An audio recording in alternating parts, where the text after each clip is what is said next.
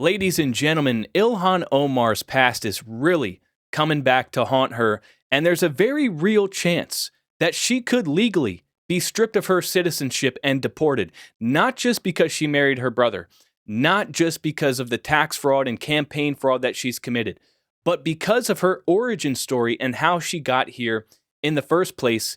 From all accounts, from everything I've seen, it appears to be a complete and total fabrication. And I guarantee you the paperwork would show false claims and misrepresentations all over the place that would completely vitiate and discount her citizenship. So, what am I talking about? Well, this is actually an older post, but I'm surprised it hasn't gotten more traction. And I guarantee you this is going to resurface here soon because, with Trump removing the temporary protective status of Somalis in Minnesota, Ilhan Omar's been out here criticizing Trump and acting very cocky as if there's nothing that he can do. There's nothing that can be done to her because she's a citizen, right? Well, not quite, because she's a naturalized citizen, and that can be reversed and revoked, and she can be deported.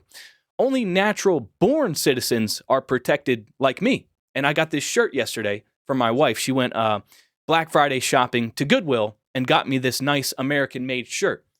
I was born in America, so nothing can happen to me, but it's another story for Ilhan Omar. So check this out. Ilhan Omar's father, Nur Omar Mohammed, was not just any refugee. He was a key figure, a colonel in the brutal, genocidal army of Somali dictator Siad Barre. The regime he served was responsible for the Isaac. I don't know how to say that. I'm not even going to try.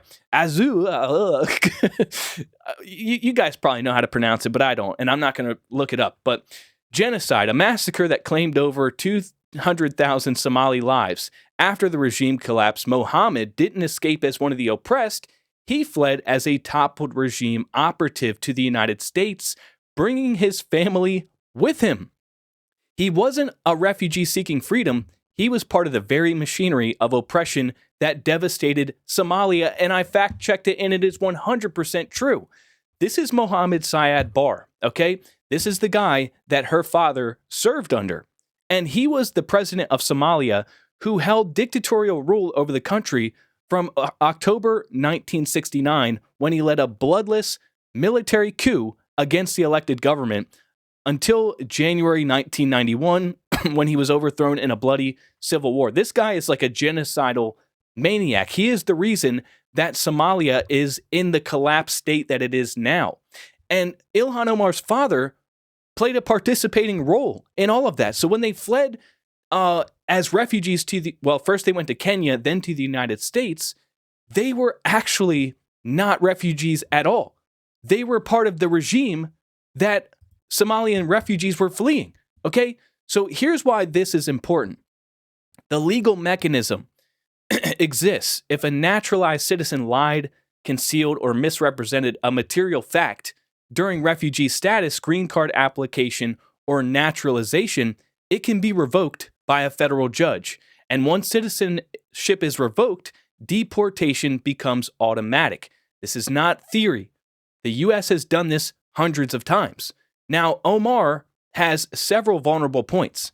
She misrepresented the fact that she married her brother. She commit fraud there, okay? Lying on documents. It's very messy. And if it can be proved beyond a shadow of a doubt, then she can be denaturalized, okay? And her father's regime ties, if her father was part of the persecuting entity under the Barre regime, and that fact is completely verified, that's misrepresentation because her family were not refugees. If her family concealed her father's role, that is fraud right there. Okay, they concealed his political affiliations, his military service, his involvement in the militia, then that's it. That's all you need to prove. Because refugee status, the protection requires being a victim, not being part of the regime. If you're part of the regime, you can't flee as a refugee to another country to protect yourself from being persecuted by the people that are pissed at you, right?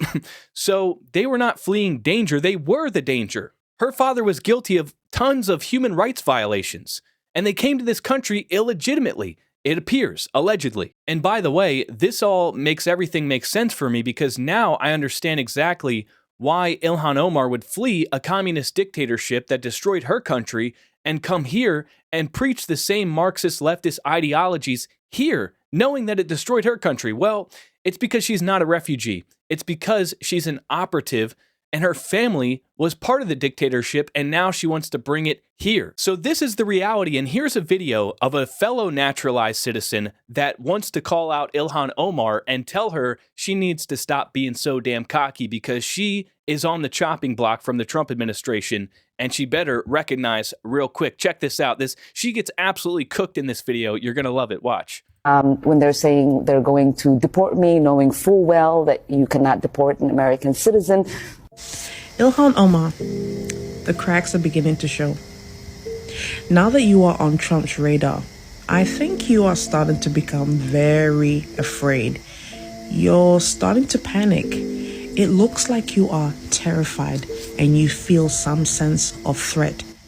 And honestly, you should be. Yes, you are correct. American citizens cannot be deported.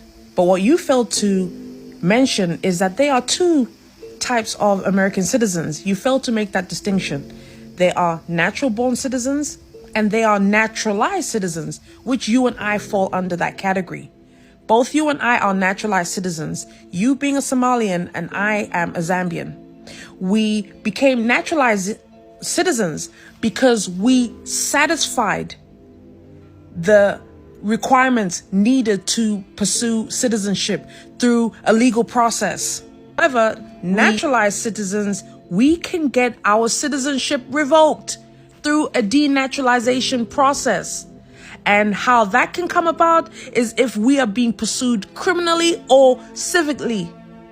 Now, you on the other hand, you are being pursued criminally because it's been alleged that you had committed acts of fraud when it came to applying for your citizenship, for your naturalized citizenship.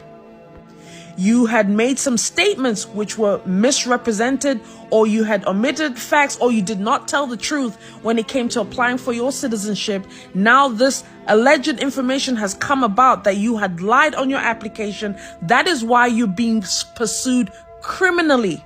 And that's how you may face being deported or having your citizenship revoked because of those things. The problem with you, Ilhan, is I think you've gotten way too comfortable. To be honest with you, you're very cocky. You're taking this whole thing for granted. The fact that you are in this country, let me tell you something. Being a U.S. citizen, especially being a naturalized U.S. citizen, that is a privilege. It's not a right. Man, so there you have it. And shout out to my Zambian queen there for putting Omar in her place, letting her know that she very well can and should be denaturalized and deported back to her crap hole country. And Omar, you know, you're out here talking about how much you hate America.